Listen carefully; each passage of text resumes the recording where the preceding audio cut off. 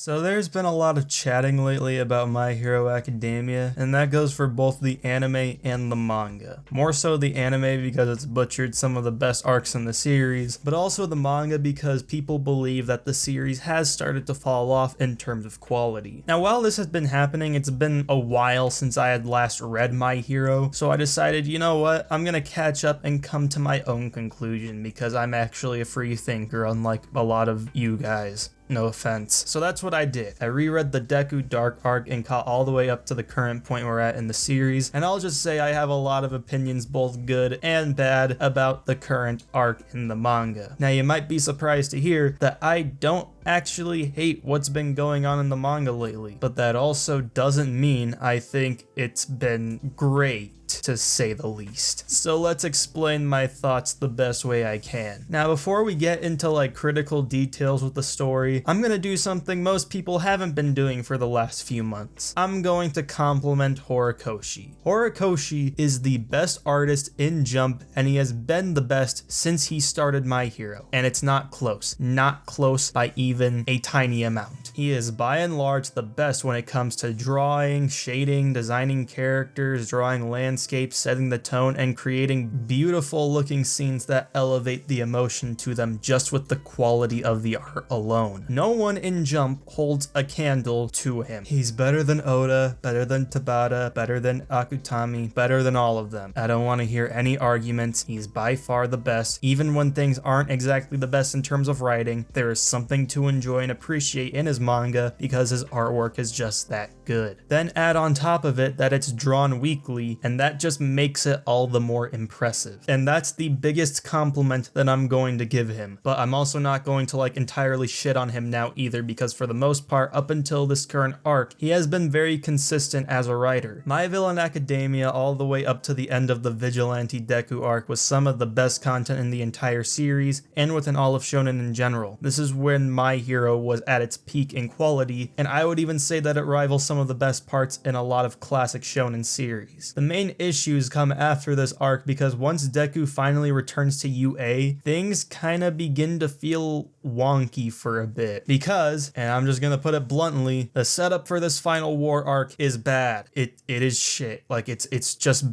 that bad. It's really bad. I can't even put it any other way. It's just terrible. With the students completely isolated in UA for a pretty decent amount of time, that creates opportunities to flesh out relationships between characters and show off their growth and training, but that's just skipped over. The current arc in the manga was honestly set up to be worse than what we're currently getting. There's a very prolonged intermission between when Deku comes back to UA and when the second war arc begins, and it's kinda all over the place because very little of value actually happens when there was so much you could actually do. There are a couple of moments sprinkled in that are impactful and hold some weight, but for the most part, it's just really messy and all over the place. The main reason why I don't like how this arc was set up is because of one main issue. They bring all the civilians into one place for them to be at. And let me explain why I hate this, alright? I promise it makes sense. Some of the best moments in superhero media, and that includes My Hero, is when we see the heroes saving and protecting people. At the end of the day, it's their job to save other people more than anything. Their job isn't to punch up bad guys or to stop meteors from falling on the planet. No, it's to save people. Punching bad guys and stopping meteors is just a way of saving people. Some of the best moments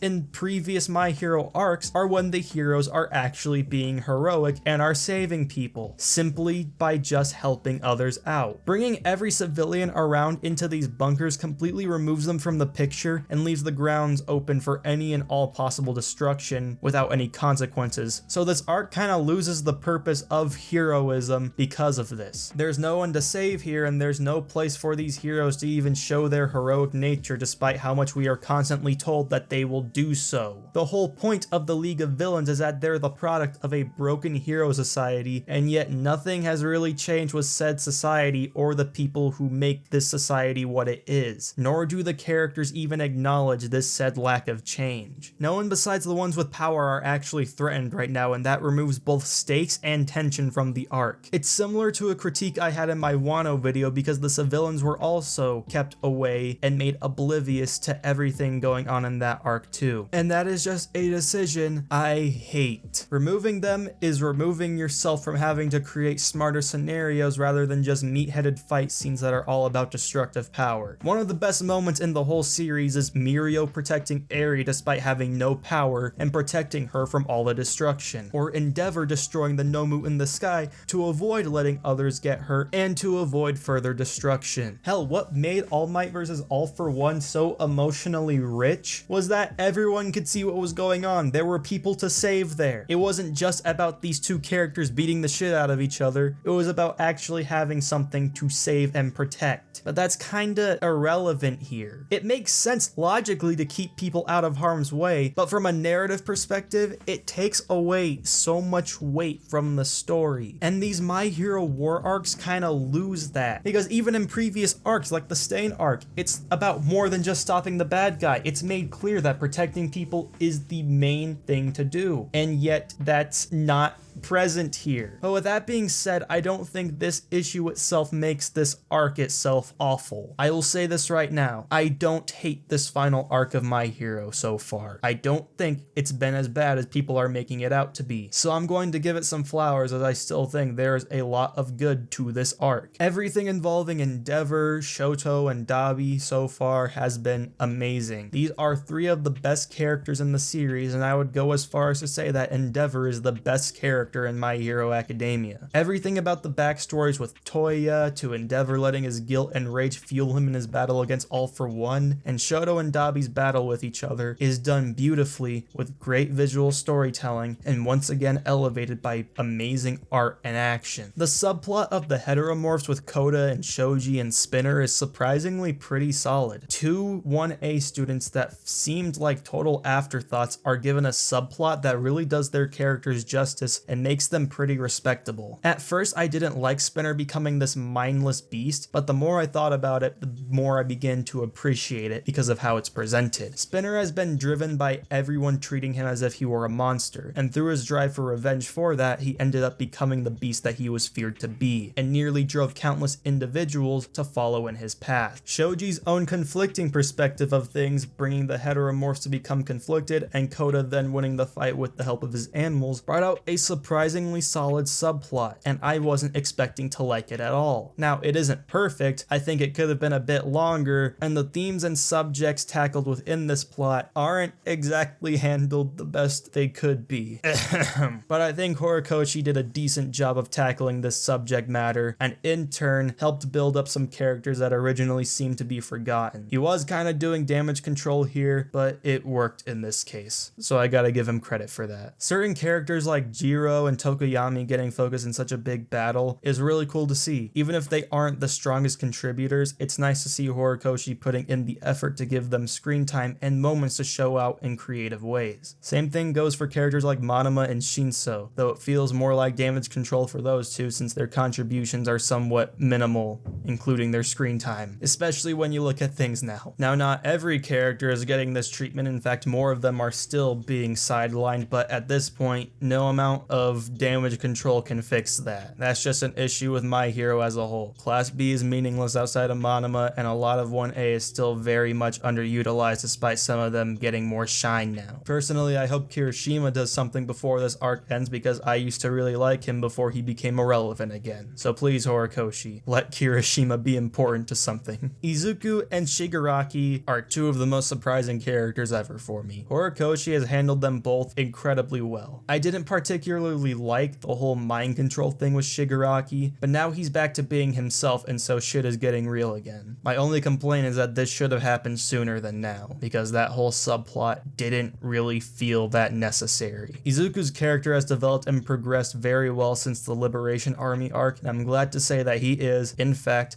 a pretty good main character. You can have your stupid arguments about whether or not he deserved his powers, but those complaints are entirely and have been entirely debunked, so I'm not going to argue that for y'all. I'm excited to see how their showdown goes down because Horikoshi has delivered every single time whenever it comes to these two characters sharing the spotlight together. In all honesty, they have one of the best hero and villain dynamics in all of Shonen Jump. Now, I thought that these subplots are fairly well done so far, but that doesn't go for absolutely everything in this arc, so let's talk talk about some things that haven't been going so well. Now, I'm going to put it out here that this arc isn't over, so I'm not going to act like all of these complaints can't be addressed and fixed later on, but with the way things are going, I don't exactly believe it will. Toga and Uraraka's subplot is a very mixed bag for me. Like, I don't really know how to feel about it. Toga and Uraraka's subplot is all about love and feelings, and I'm gonna get this out of the way right now. I think Horikoshi has done a fairly solid job at developing Uraraka and Midoriya's relationship. Their chemistry is there, and they have real moments that make you believe in the romance between them. They actually do feel like high school crushes. It's one of the better character dynamics in the whole series. However, I don't really like how Uraraka's entire climactic subplot is orbited around her feelings for Deku. Earlier on in the series, Uraraka had her own motives and goals that had nothing to do with Izuku. She had a character that could be developed and expanded outside of just stuff that has to do with her crush on him. She has a family she wants to support, and that was her driving goal, yet that feels completely lost in these chapters. Her entire character for so many arcs now has been completely focused on her liking Deku to the point where that's the entire focal point of her character. She's become a generic love interest like how Seraph of the End did with Shinoa, and this just hurts her character for me. Not because I think her romantic feelings are detrimental to the plot, but because it undermines what else there was to her that made her feel more human. And yet that has been completely thrown away now, and a character that had so much more potential previously now feels kinda lost. Now that we talked about Uraraka, let's just get Bakugo out of the way. I'm gonna try to make this quick because I don't need to explain why this is shitty writing, and I'm gonna get pissed off if I talk about this for too long. And I already know I'm gonna get comments like, characters don't need to die for things to be good, and did you really think Horikoshi would kill off the second main character? And if you're saying that, I'm gonna find where you fucking live. Let me explain this. If you are not going to kill off a central character to the plot, then you should not be blatantly pointing out that they are going to die or put them into situations where the only thing that can save them from dying is an awful ass pull. None of this is good, alright? This is shit. This is ass. This is poop. This is dookie fart. Fake out deaths are some of the most annoying things in all of fiction, and they really pull you out of the story. And this right here is one of the absolute worst cases of that. He fucking died, and then gets saved by the sacrifice of a background character with a power that never had been shown or even alluded to before, because the guy has maybe had like 10 lines in the entire series.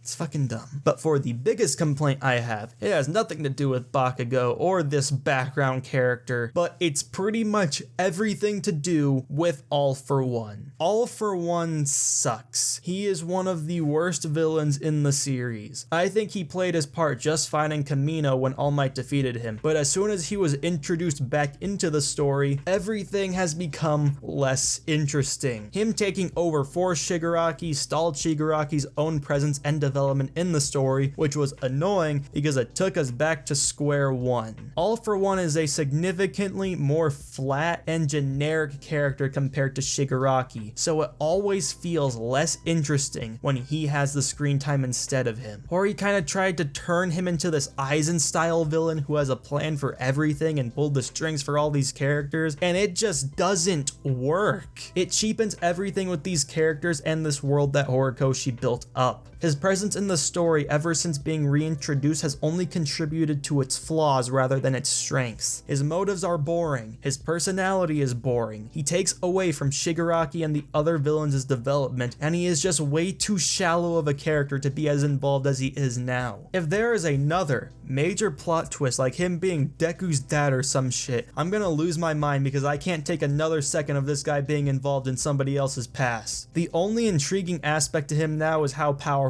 he is, and that only adds to my concern because it feels like he kinda has to be the final boss because of all that. And that will only continue to take away from the other great villains in the series. He just doesn't fit in with the rest of these characters, and the fact that they all have way more to add in terms of both depth and personality when he's supposed to be the head honcho makes him look like kind of a joke. You couldn't make him more generic if you gave him horns and a pitchfork. But that's enough about my rant for All For One. The last thing I want to say is that this doesn't even really feel like a final arc in a sense. I don't know what it is, but this arc just feels like it's missing so much to make it feel like this is the end game. Like, we clearly can see that it is, in that the climactic battles are starting, and yet it feels like there's still so much more story to actually tell. Just something about ending it off all here feels wrong, since there was just so more that could have been done. Maybe my opinions will change when it actually ends, but something just feels off about all of this. But with all of that being said, there is still a lot of good things this arc has to offer. It's not nearly as horrible as social media will try to lead you to believe, but I don't think it's been great either. So let's ask the question again, did My Hero Academia fall off? If we talk about the anime, definitely. Hell, I don't even want to know what they're gonna do with the current arc in the anime. Oh my god, I don't even want to imagine that. But with the manga, kinda?